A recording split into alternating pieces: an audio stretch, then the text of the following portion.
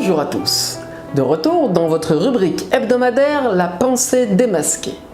Lorsque vous devez organiser un grand événement, si vous souhaitez qu'il soit réussi, il vous faut penser à tout, jusqu'au moindre détail. De la salle au traiteur, en passant par la décoration, tout doit être réglé comme du papier à musique.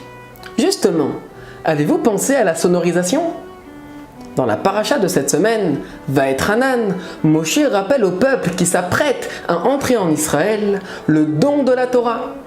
À ce propos, il mentionne un détail intrigant concernant le son émis par la voix de Dieu. Kol Gadol Velo Yasaf, une voix puissante et sans interruption. D'après les commentateurs de la Torah, cela signifie que la voix de Dieu n'avait pas d'écho.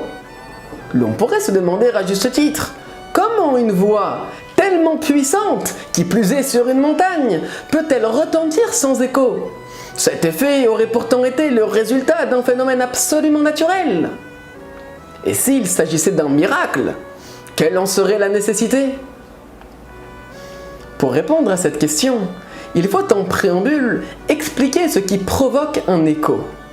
Lorsque l'on émet un son, les ondes sonores se diffusent alentour, et ce, jusqu'à ce qu'elles rencontrent un obstacle.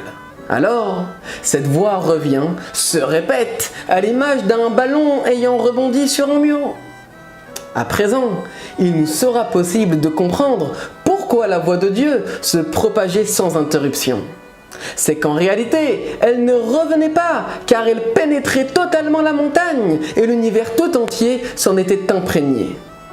Et par conséquent, rien ne pouvait opposer de résistance à la puissance divine.